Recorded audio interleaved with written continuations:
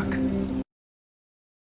The story starts out with the main character Chuck, who has entered himself in a zombie slaying arena match known as Terror is Reality, and as you do, you get a zombie protest group just outside, demanding human rights for the zombies. However, that is only followed by an outbreak of the brain-dead zombies who actually want to eat you and your daughter, who is already infected.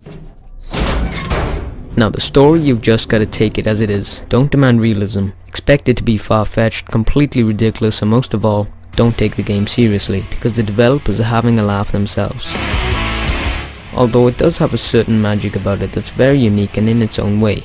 But don't get me wrong, you'll forget the story come the next day, but at least it's enjoyable. Oh yeah?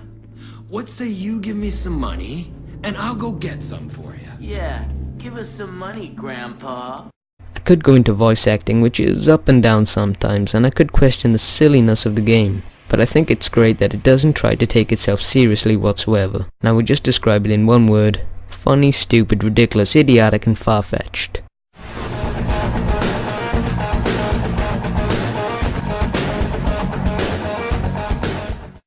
Alright, so we are into the section we all want to hear about. Does the game do this well? Does it do that well? What are the physics like? How is the melee? Well, the game gets better as you level up. You will unlock a range of new moves, areas, shops, and combo cards. Combo cards are a brilliant aspect to the game. You see, you can combine certain items or weapons to turn them into something that much better. For example, boxing gloves and knives equals Wolverine. Gems and flashlight equals lightsaber. So you get the picture, and the good thing about it is there's plenty of combo cards in the game. Now to go with the story, there'll be various objectives you'll have to complete. Most of the game will consist of traipsing through the crowds of zombies trying to get to your objective, but along the way through the maiming of the zombies, you do get the opportunity of saving survivors, which thankfully are not stricken with Down syndrome like the first game. You see, they will actually keep up with your character and not get their asses beaten too badly. And finally, the boss battles are one of the most frustrating things about the game. They are hard to kill and their health is ridiculous, and some will have extremely annoying attack patterns. And the bosses aren't your run-of-the-mill zombies. There's no nemesis or tyrant, they are just humans like yourself, so it's not that spectacular. What's also pretty annoying is that you have to go back to your daughter every 24 hours to give her some Zombrex, because she's been bitten, but yet you might get bitten a million times and somehow you just don't need the stuff. The animations are actually pretty good. It feels satisfying chopping your zombie in half with perhaps a longsword, and since there are tons of weapons in the game, there'll be tons of different animations to go with the light and heavy attacks. But again, what's also pretty annoying depending on what games you're used to playing is that you have to save via a restroom, meaning if you go and complete a chapter or X amount of segments and die, you revert to your last save file. Now when you get to a main mission after you're done playing with a horde of zombies, there is usually pretty decent set pieces. For example, when you're epically riding a bike onto a train narrowly escaping the flesh-eating zombies. So it does make you feel more compelled to play the game and increases the experience overall. And overall, I think the gameplay mechanics are just about average, but the amount of content in the game will keep you going for a long time, and the co-op is going to be a blast. Now for the graphics.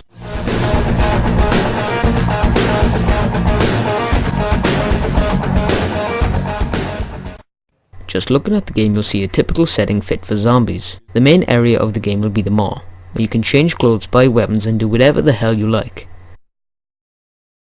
Then you might decide to go into the casino in Fortune City, where you'll find, surprise surprise, zombies. And the zombies themselves don't look too bad considering the amount of action on screen, and I feel that's holding the game's graphical power back. There's simply too much going on. The set pieces and character models look good, and generally the design is satisfactory. The animations look very nice and there's no tearing in the game, so I think that about sums things up for the graphics. Don't expect to be blown away, but be impressed when you see hundreds of zombies staggering towards you.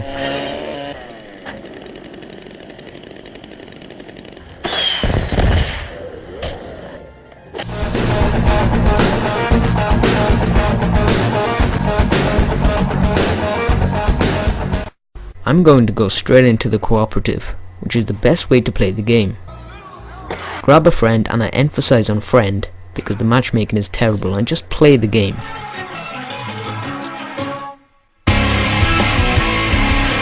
Half the time I didn't want to do any of the missions. I just wanted to mess about, throw handbags at my other character, and perhaps unleash a few grenades at the zombies.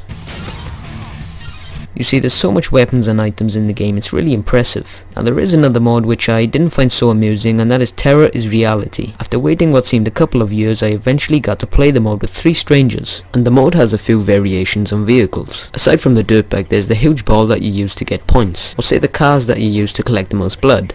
And it can be a really enjoyable experience that filters cash won into the main game. So the game will give you roughly 12 hours of gameplay depending on whether you head straight to missions or enjoy putting drill buckets on zombies' heads. The game is just too much fun when you're given so much content to play with. And now for the score. Story 7.5. Take it as it is, don't expect realism, don't take it seriously. Gameplay 7.5. Again, nothing brilliant, but a good package overall. Graphics 7.5. Not mind-blowing, but the amount of zombies on screen is very impressive. And the enjoyment, 9. The game is just so much fun and cooperative, hence why the overall score is an 8. The combo cards and the amount of weapons in the game are impressive. The acting and story at times are laughable but still enjoyable. So this has been Jazz for JazReviews. You may see my previous review by clicking this link. And if you can, do me a favor and comment, like, and subscribe if you can be asked. I'll see you next time with Fallout New Vegas.